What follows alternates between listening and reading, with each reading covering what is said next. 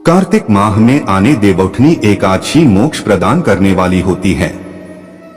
इस दिन पूजा के साथ ये काम जरूर करें कहते हैं। इससे अश्वमेध यज्ञ के फल की प्राप्ति होती है। नोट करें डेट, देवउठनी एकादशी 23 नवंबर 2023 गुरुवार को है। इस दिन 5 माह बाद देव योग निद्रा से जागेंगे और फिर समस्त मांगलिक कार्य शुरू हो जाएंगे। हिंदू धर्म में इसे देवोत्थान एकदशी के नाम से भी जाना जाता है। कार्तिक माह के शुक्ल पक्ष में आने वाली देवउठनी एकादशी मां लक्ष्मी और श्रीहरि विष्णु को प्रसन्न करने के लिए श्रेष्ठ दिन माना जाता है। इसके प्रभाव से बड़े से बड़ा पाप भी क्षण मात्र में ही नष्ट हो जाता है। श्री कृष्ण ने कहा है, देवउठनी एकादशी की रात्रि जागरण कर पूजा करने से साधक की आने वाली 10 पीढ़ियां विष्णु लोक में स्थान प्राप्त करती है। पितृ नरक से मुक्ति पाते हैं। देवउठनी एकादशी का व्रत कथा के बिना अधूरा है। जाने इसका महत्व। धर्म ग्रंथों के स्वयं श्री कृष्ण ने इसका महात्म्य बताया है। इसके अनुसार एक राज्य में एकादशी के दिन प्रजा से लेकर पशु तक कोई भी अन्न नहीं ग्रहण करता था। एक दिन भगवान विष्णु ने राजा की परीक्षा लेने की सोची और सुंदरी भेष बनाकर सड़क किनारे बैठ गए। राजा की भेंट जब सुंदरी से हुई तो उन्होंने उसके यहाँ बैठने का कारण पूछा। स्त्री ने बताया कि वह बेसहारा है। राजा उसके रूप पर मोहित हो गए और बोले कि तुम रानी बनकर मेरे साथ महल चलो। सुंदर स्त्री के राजा के सामने शर्त रखी कि ये प्रस्ताव तभी स्वीकार करेगी जब उसे पूरे राज्य का अधिकार दिया जाएगा और वह जो बनाए राजा को खाना होगा। राजा ने शर्त मान ली। अगले दिन एकादशी पर सुंदरी ने बाजारों में बाकी दिनों की तरह अन्न बेचने का आदेश दिया।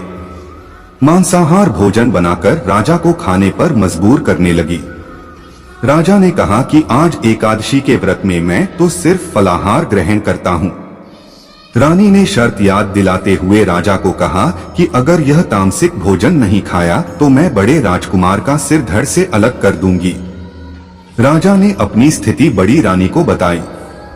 बड़ी महारानी ने राजा से धर्म का पालन करने की बात कही और अपने बेटे का सिर काट देने को मंजूर हो गई। राजा हताश थे और सुंदरी की बात न मानने पर राजकुमार का सिर देने को तैयार हो गए। सुंदरी के रूप में श्रीहरि राजा के धर्म के प्रति समर्पण को देखकर अति प्रसन्न हुए और उन्होंने अपने असली रूप में आकर राजा को दर्शन दिए। विष्णु जी ने राजा को बताया कि तुम परीक्षा में पास हुए, कहो क्या वरदान चाहिए। राजा ने इस जीवन के लिए प्रभु का धन्यवाद किया, कहा कि अब मेरा उद्धार कीजिए। राजा की प्रार्थना श्रीहरि ने स्वीकार की और वह मृत्यु के बाद बैंकुट लोक को चला गया। एक राजा के राज्य में सभी लोग एकादशी का व्रत रखते थे। प्रजा तथा नौकर चाकरों से लेकर पशुओं तक को एकादशी के दिन अन्न नहीं दिया जाता था। एक दिन किसी दूसरे राज्य का एक व्यक्ति राजा के पास आकर बोला, महाराज कृपा करके मुझे नौकरी पर रख लें। तब राजा ने उसके सामने एक शर्त रखी कि ठीक है रख लेते हैं, किंतु रोज तो तुम्हें खाने को सब कुछ मिलेगा पर एकादशी को अन्न नहीं मिलेगा। उस व्यक्ति ने उस समय हाँ कर ली, पर एकादशी के दिन जब उसे फलाहार का सामान दिया गया तो वह राजा के सामने जाकर गिड़गिड़ाने लगा, महाराज इससे मेरा पेट नहीं भरेगा, मैं भूखा ही मर जाऊंगा, मुझे अन्न दे दो। राजा ने उसे शर्त की बात याद दिलाई पर वह अन्न छोड़ने को राजी नहीं हुआ। तब राजा ने उसे आटा, दाल, चावल आदि दिए। वह नित्य की तरह नदी पर पहुंचा और स्नान कर भोजन पकाने लगा। जब भोजन बन गया तो वह भगवान को बुलाने लगा, आओ भगवान भोजन तैयार है।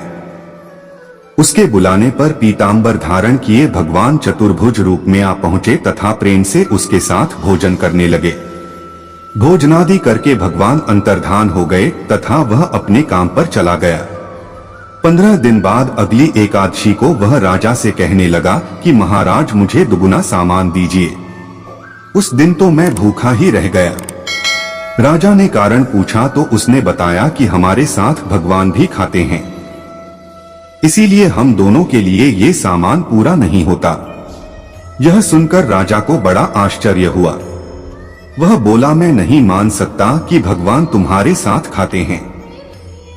मैं तो इतना व्रत रखता हूँ, पूजा करता हूँ, पर भगवान ने मुझे कभी दर्शन नहीं दिए।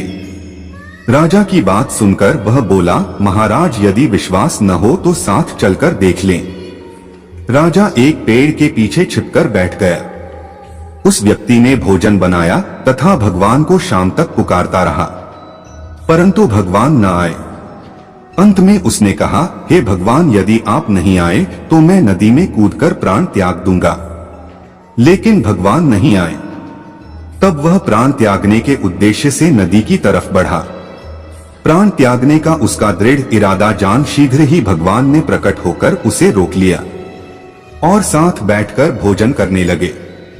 खा पी कर वे उसे अपने विमान में बिठाकर अपने धाम ले गए।